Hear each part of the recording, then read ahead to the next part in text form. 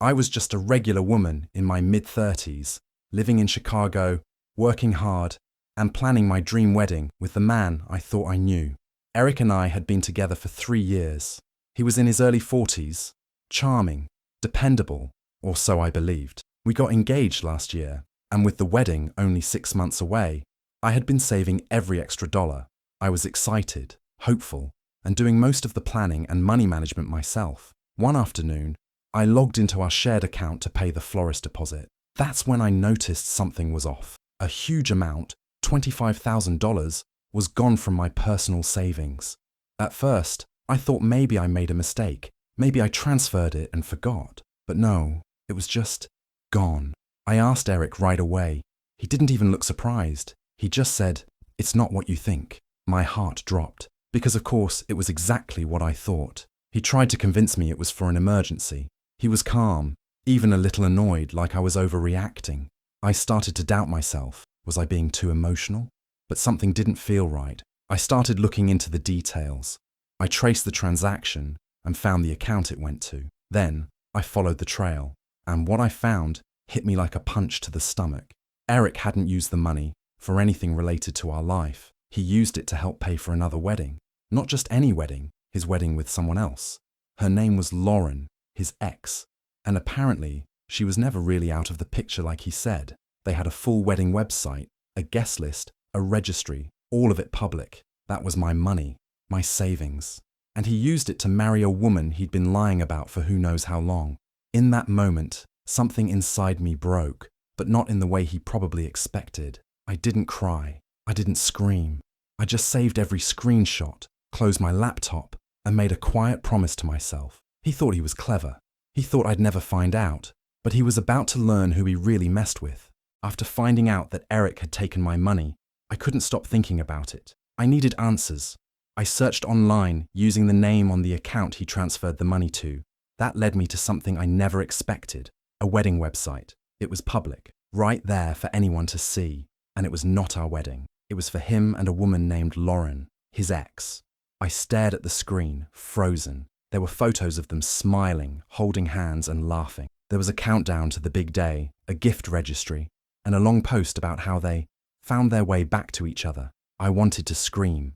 Every detail of their wedding was something I had once talked about with Eric. The venue, the colours, even the cake flavour. I realised he didn't just steal from me. He copied our plans and gave them to her. It hit me hard. He was engaged to both of us at the same time.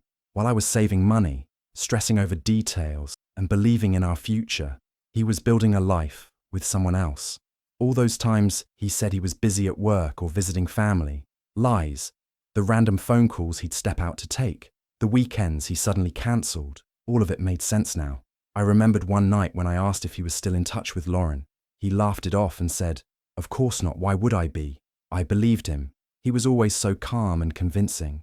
But now, looking back, I saw every red flag clearly. I couldn't stop myself. I went through every part of their site and saved everything. Photos, guest list, registry, even their venue details. I took screenshots of the money transfer, the emails he sent me, and the fake excuses. I built a folder full of proof, every lie, every plan, every piece of my stolen life. But I didn't go to him. I didn't scream or demand an explanation. I knew now that he didn't deserve a single word from me. Instead, I sat quietly and started to think, if he could lie so easily and take so much from me, then I needed to do something more than just cry or walk away. He thought he fooled me. He thought I'd never find out. But he forgot one important thing. I'm not the kind of person you betray without consequences. I wasn't going to let this go. Not quietly, not kindly. If he wanted to play games, I was about to show him I could play better. I found their wedding venue listed on the website they made together. It was a beautiful place, one I had once told Eric about when we were planning our wedding. He said it was too much money back then, so I let it go. Now I saw he didn't think it was too expensive for her. That same venue was part of their big day. That made me even more sure of what I had to do next. I picked up the phone and called the venue. I acted like a curious bride-to-be and asked if the date they listed online was still open. The lady said no. It was already booked under someone named Lauren, and a big deposit had already been made, $15,000. non-refundable. That told me everything I needed to know. It was their real booking, and it was already paid for, probably with part of my money.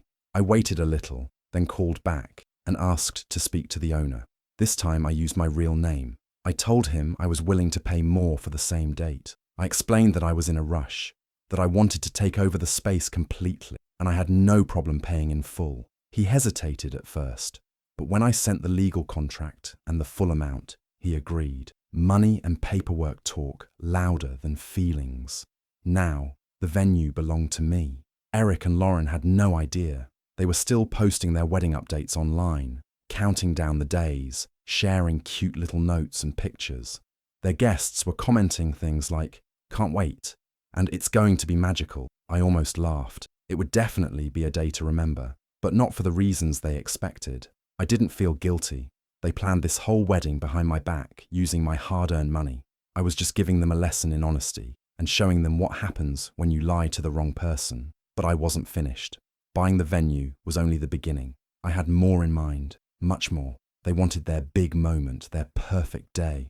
I was going to make sure it turned into the exact opposite. Quietly, carefully, I started to plan the rest. No shouting, no drama, just smart moves, one after another. This wasn't just about revenge anymore. This was about taking back control. Once I had the venue in my name, I knew I could do more. Just cancelling the place wasn't enough. I wanted the whole event to fall apart piece by piece. So I got creative. I decided to become someone else, a wedding planner. I made a fake email account and gave myself a name. Then, I started contacting all the vendors they listed on their wedding site, the bakery, the florist, the DJ. I pretended I was working on behalf of Lauren, helping her with wedding plans. I was polite and professional. Most of them believed me right away. First, I contacted the bakery. I told them the couple wanted to cancel the cake order. No refund needed. I said plans had changed and thanked them for their time. Next, I went to the flower shop. Same story. They had placed a big order, and I cancelled it without hesitation. Then came the DJ. I told him the couple was no longer in need of his services, but appreciated his work. Just like that, he was off the schedule too. Each step felt like taking back a little more power. They were still online, posting happy pictures and wedding countdowns. "Can't believe it's only 3 weeks away," Lauren wrote in one post. It made me smile. She had no idea what was coming, but I didn't stop there. I also pretended to be the venue manager. I created another fake email and messaged Lauren with small updates about the venue. Nothing too obvious. I just wanted her to feel like everything was going smoothly. In truth, I was slowly undoing everything behind the scenes. I didn't yell or cry or send angry messages. I was calm, careful. I wanted them to feel the full shock when the day finally came. It wasn't about being mean. It was about showing them that betrayal has consequences. Eric thought I was just some quiet woman who would walk away, but I wasn't walking away. I was standing right in the middle of their plans, tearing them apart without them even knowing. And the best part? They still had no idea. After cancelling all their wedding plans in secret, I thought about how to take it one step further. I wanted everyone to know what kind of people Eric and Lauren really were. I wanted to ruin not just their wedding, but their image too. They wanted to play games behind my back, so I decided to play one of my own. I went back to their wedding website and looked at the RSVP section. It had the guest list, mailing address, and even names of family and friends who were invited. That gave me an idea. If they could send out wedding invites, so could I. Only mine would be a little different. I designed a new card that looked just like a real wedding announcement, but instead of a celebration, it was a cancellation. The message read, "Due to a personal betrayal, the wedding has been cancelled. Please respect our privacy during this difficult time." I printed dozens of them and mailed each one to the people on the list. I made sure to send it from a return address that couldn't be traced back to me. I knew this would spread fast, especially among their families. People would start calling, texting, asking questions, but I didn't stop there. I also went online to a Reddit-style forum where people share their personal stories. I created an anonymous account and posted the whole thing. The double engagement, the stolen money, and how he used it to marry his ex. I didn't include names, but I gave just enough detail that someone close to them would recognize, and someone did. The post went viral. Thousands of comments poured in, with people calling Eric a liar and Lauren a fool. Many said they hoped the wedding failed. Some even offered to help me get justice. Then something happened that I didn't expect. Eric's boss's wife was a follower of that forum. She recognized the story right away, especially the part about the stolen money and wedding plan. She showed the post to her husband, and from what I later heard, Eric got called in for a serious conversation. The fallout had begun. Slowly, everything they tried to hide was coming to light, and I didn't have to say a word to them directly. They were getting hit from all sides: family, friends, work, and the internet. They wanted to live a lie. I just made sure everyone else saw the truth. The day of the wedding finally came, but not the way Eric and Lauren had planned. I had made sure of that. I booked an Airbnb across the street from the venue. From the window, I could see everything. I wore sunglasses and a hoodie so no one would recognize me. I had snacks, a camera, and a bottle of champagne ready. The morning was quiet. Then the first cars started arriving. Guests were dressed up, smiling, holding gifts. Some had traveled a long way. They walked up to the gates, expecting music, flowers, and a welcome. But the gates were locked. A big sign hung on the fence. Venue permanently closed. Do not enter. People looked confused. Some knocked on the gate. Some called numbers. No one answered. Then came the security guards. I had asked the venue owner to place them there for safety.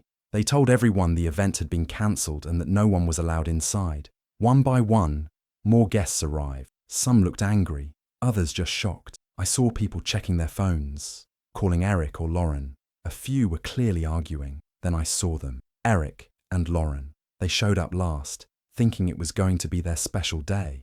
Eric looked like he was about to explode. He was shouting at the guards, waving his phone, pacing back and forth. Lauren looked like her whole world had just ended. She was crying, talking to people, trying to understand what had happened. Her makeup was running.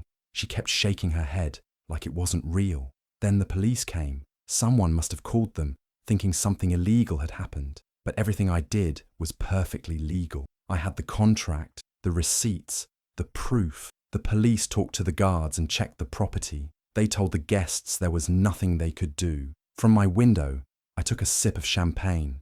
I didn't feel bad. I felt calm. After everything they had done to me, this was the moment I had waited for. I watched as guests started to leave, some looking embarrassed, some angry. Eric was red in the face. Lauren looked lost. They had lied, stolen, and betrayed. Now their perfect day was ruined. And the best part? They had no idea I was the one behind it all. I had taken everything back, quietly, smartly, and with style. It was a day I would never forget.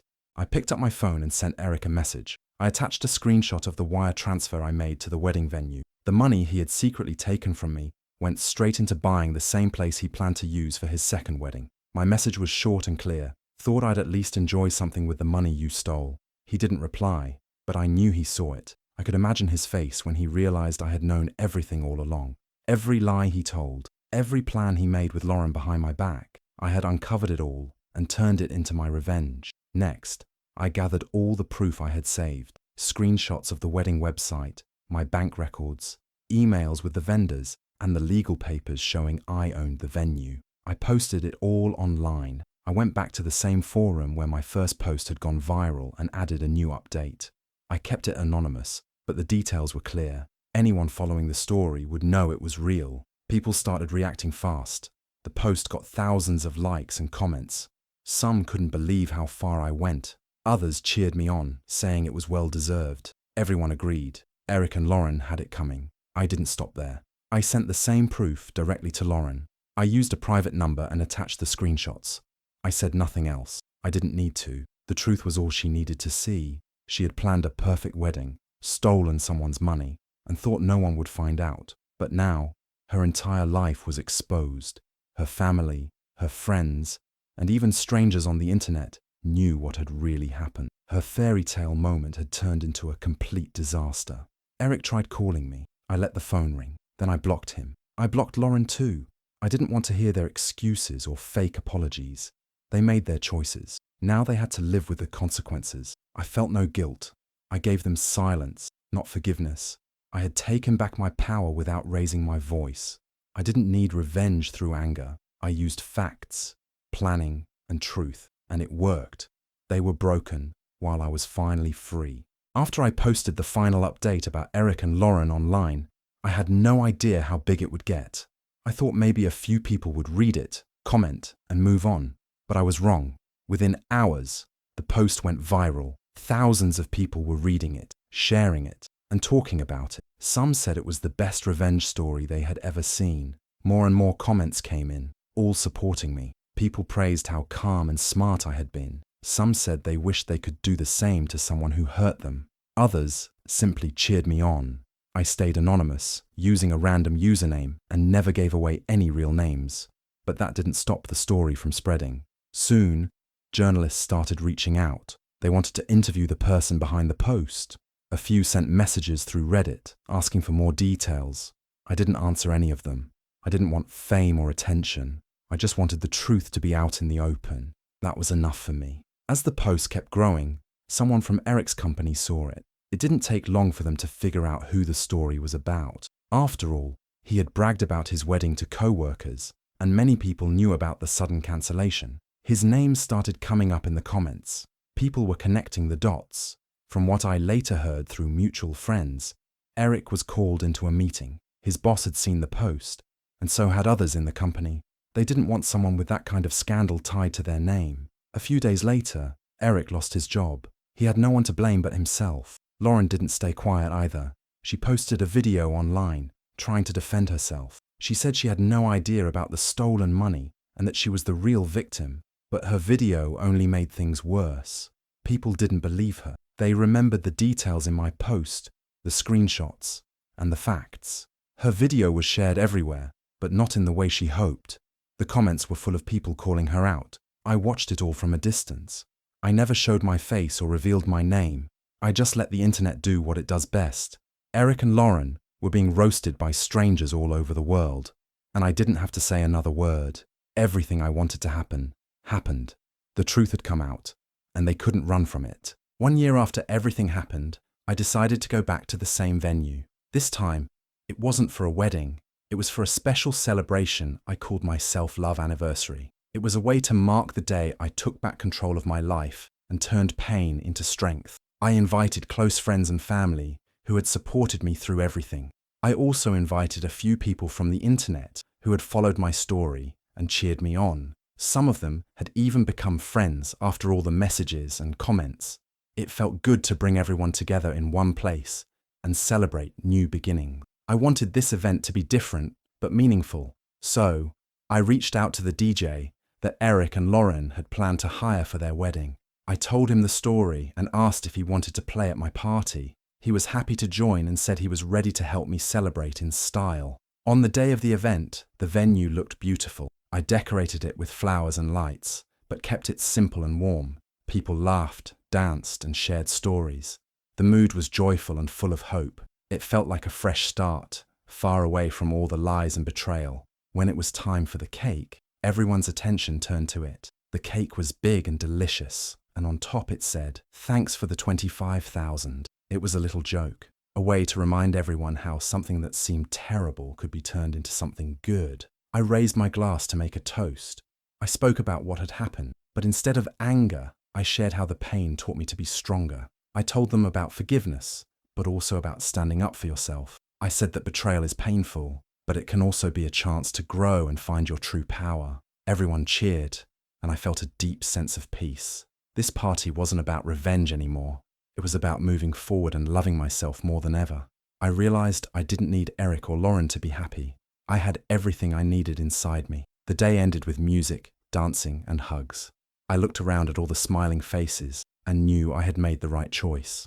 Going back to that venue was not just a way to celebrate. It was a way to show that life goes on, and sometimes the best revenge is simply living well. That night, I went home feeling proud, strong, and hopeful for the future. The past was behind me, and I was ready for whatever came next.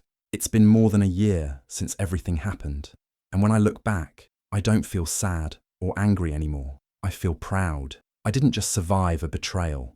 I turned it into something powerful. I learned that even when people hurt you, you can choose how you respond. I didn't scream or cry in front of them. I didn't beg for answers. I stayed calm, made a plan, and let the truth speak louder than anything else. Many people ask me if I regret what I did. The answer is simple. Not at all. I would do it again without thinking twice. I didn't ruin their lives. They did that on their own. I just gave them a mirror and let them face it. I didn't lie or cheat. I stayed true to myself. I used what I had, my mind, my strength, and the truth, to take back what was mine. More than anything, I learned to love myself again. For a while, I had lost my confidence. I believed Eric when he made me feel small or unsure. But now, I know my worth. I know I deserve someone who respects me, who tells the truth, and who doesn't take advantage of me. And I found that person. Yes, I'm dating someone new now. He's kind, honest, and never makes me question where I stand. It's different this time. There's no hiding, no confusion, no games, just peace. We take things slow, and I feel safe. I used to think love had to be dramatic or intense. Now, I understand that real love feels calm, steady, and simple. Sometimes I still think about what happened, not with pain, but with pride. I turned something awful into something strong. I helped other people too. Many readers told me my story gave them the courage to leave bad relationships or stand up for themselves. That means more to me than anything else. If there's one thing I've learned, it's this. If you ever wonder if you're overreacting, you're probably underestimating yourself. That voice inside you, the one that feels like something is wrong, listen to it. Trust yourself. You're stronger than you think, and you don't need anyone to give you power. It's already in you. That part of my life is over now. I don't look back with pain, only with understanding. I didn't get the wedding I thought I wanted, but I got something better. I got myself back. And honestly, that's more than enough. Do you think she made the right choice by exposing Eric and Lauren? Or should she have just walked away and left it all behind? Let us know what you think in the comments. We're really curious to hear your thoughts. And if you enjoy stories like this, don't forget to subscribe and hit the notification bell so you never miss a new one.